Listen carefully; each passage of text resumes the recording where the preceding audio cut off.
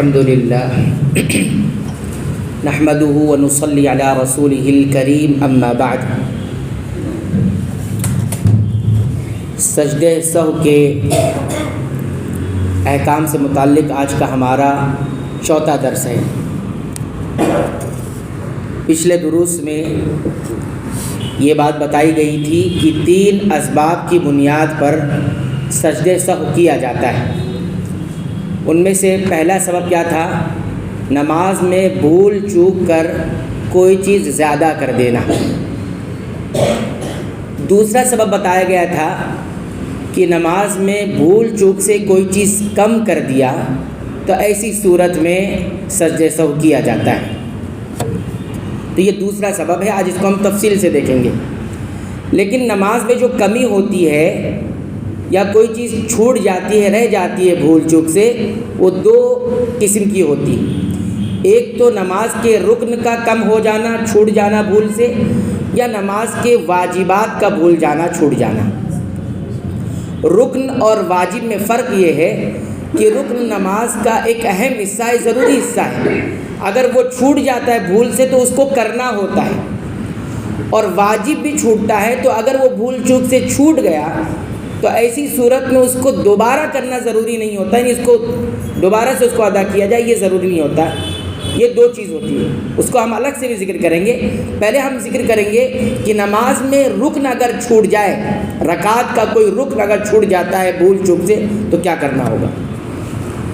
اگر نمازی اپنی نماز کا کوئی رکن چھوڑ دے بھول سے تو اس میں چند مسئلے ہیں. پہلا مسئلہ، رکن میں سب سے پہلا جو سب سے بڑا رکن ہے وہ تکبیر تحریمہ ہے.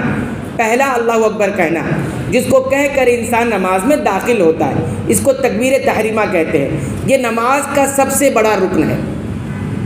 تو اگر یہ چھوٹ جاتا ہے، پہلی تکبیر جس کو کہہ کر انسان نماز میں داخل ہوتا ہے، اگر اس نے تکبیر تحریمہ چھوڑ دی ہے، چاہے جان بوجھ کر ہو یا بھول کر، تو اس کی نماز ہوئی نہیں. اس کی نماز ہوئی نہیں، کیونکہ تکبیر تحریمہ پہلی تکبیر کے بغیر نماز شروع ہی نہیں ہوتی.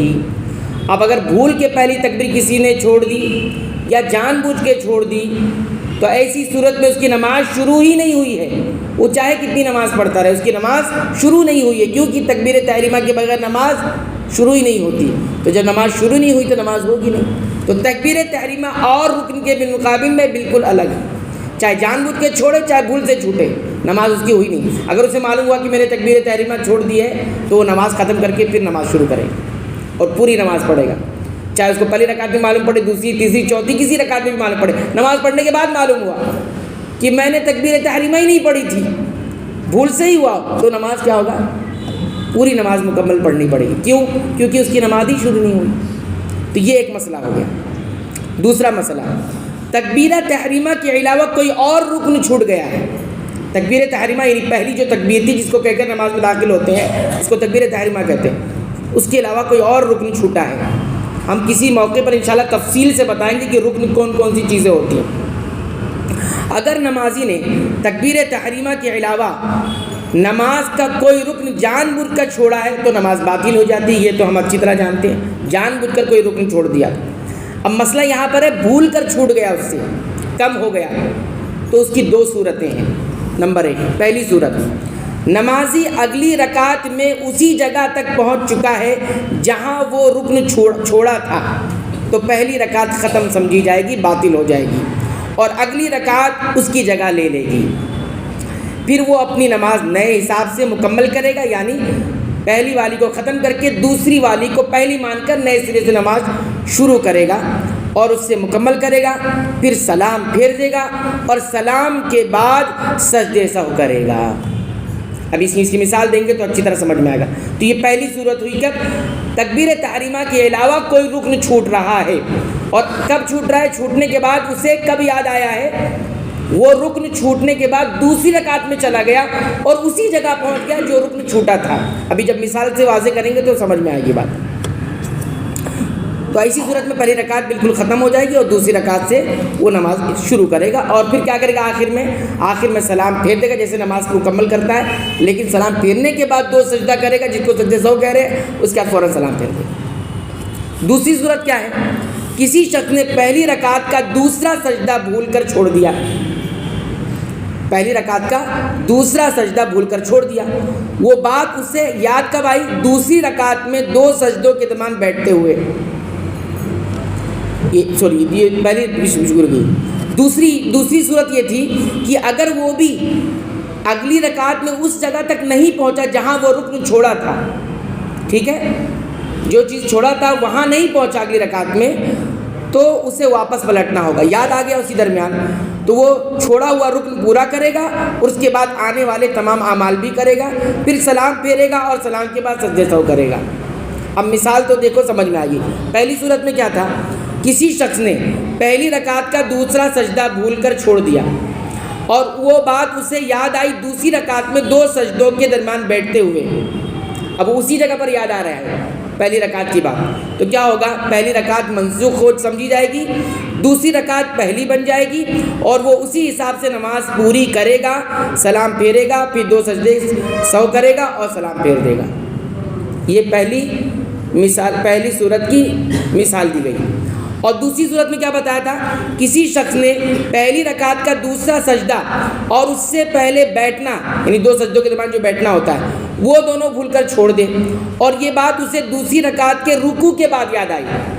کب یاد آئی؟ رکوع کے بعد، ابھی اس جگہ پہنچا ہی نہیں ہے۔ تو کیا کہہ رہے ہیں؟ اسے چاہیے کہ واپس پلٹ آئے اور بیٹھے، کیونکہ ایک وہ بیٹھنا چھوڑا اس نے، دوسرا سجدہ چھوڑا ہے، تو یہ دونوں کرے، پھر وہ چھوٹا ہوا سجدہ کرے، پھر اسی طرح کھڑے ہو کر پھر نماز مکمل کرے، پھر آخر میں سلام مکمل کرنے کے بعد سلام پھیرے گا، پھر سجدے سہو کرے گا اور دوبارہ سلام پھیرے گا۔ آسان سے اس طرح ہم کہیں کہ اگر نماز میں تکبیر تحریمہ کے علاوہ کوئی رکن ہمارا چھوٹتا ہے، مثال کے طور پر ہمارا مان لو پہلی رکعت کا سجدہ چھوٹ گیا، اور کیا ہو رہا ہے؟ اس کو یاد کب آ رہا ہے؟ دوسری رکعت میں اسی سجدے کی جگہ پر یاد آیا کہ پہلی رکعت کا سجدہ چھوٹ گیا، تو چونکہ وہ اس جگہ پہنچ گیا ہے تب ایسی صورت میں پہلی رکعت ختم ہو جائے گی اور یہ جو رکعت ہے یہ پہلی بن جائے گی، ٹھیک ہے۔ پھر کیا کرے گا؟ اسی صورت میں نماز صحیح سرے سے پورا مکمل کر لے گا، سلام بھی پھیر دے گا، سلام پھیرنے کے بعد کیا کرے گا؟ سجدے سہو کرے گا اور فوراً سلام پھیر دے گا۔ یہ پہلی کنڈیشن۔ دوسری میں کیا بتایا گیا؟ دوسری میں یہ ہے کہ اگر کوئی رکن چھوٹتا ہے تکبیر تحریمہ کے علاوہ اور اسے یاد کب آیا؟ اس جگہ پہنچنے سے پہلے ہی یاد آ گیا، تو جیسے ہی یاد آئے گا فوراً وہاں سے پلٹ کر وہ رکن ادا کرے گا۔ جیسے مثال میں ہم نے کیا دی؟ پہلی رکعت کا دوسرا سجدہ اور بیٹھنا چھوڑ گیا اس سے، اب یاد کب آ رہا ہے؟ دوسری رکعت کے لیے کھڑا ہو گیا ہے اور سورہ فاتحہ بھی پڑھ لیا، رکوع میں آ گیا، رکوع میں اسے یاد آیا کہ نہیں پہلی رکعت میں نے سجدہ چھوڑا ہے اور اس کا بیٹھنا چھوڑ دیا، ظاہر سی بات ہے سجدہ چھوڑا تو بیٹھنا بھی چھوڑ جاتا ہے، تو ایسی صورت میں کیا کرے گا؟ وہ فوراً وہاں سے پلٹ آئے گا، فوراً کیا آئے گا؟ پلٹ آئے گا اور بیٹھے گا کیونکہ بیٹھنا ضروری تھا، پھر سجدہ کرے گا، سجدہ کرنے کے بعد پھر دوسری رکعت کے لیے کھڑا ہوگا اور پہلی رکعت کا جو یعنی اس کا جو دوسری رکعت کا قیام اور سورہ فاتحہ اور رکوع یہ سب بھی ختم ہو جائے گا، یہ سب کیا ہو جائے گا؟ ختم ہو جائے گا، اس کو نئے سرے سے ادا کرے گا۔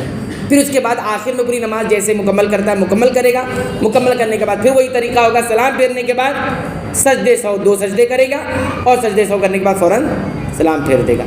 حالانکہ ہم دیکھ رہے ہیں یہاں کمی ہوئی ہے، حالانکہ ہم یہاں دیکھ رہے ہیں کمی ہوئی ہے، لیکن یہ کمی کون سی ہے؟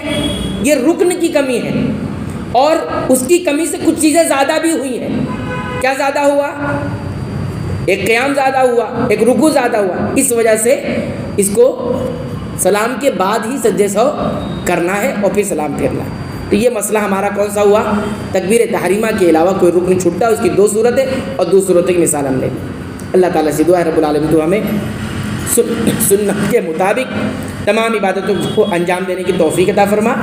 اے اللہ تو ہمیں بخش دے، ہمارے والدین کی مغفرت فرما، تمام مسلمانوں مومنوں اہل توحید کی مغفرت فرما، آمین۔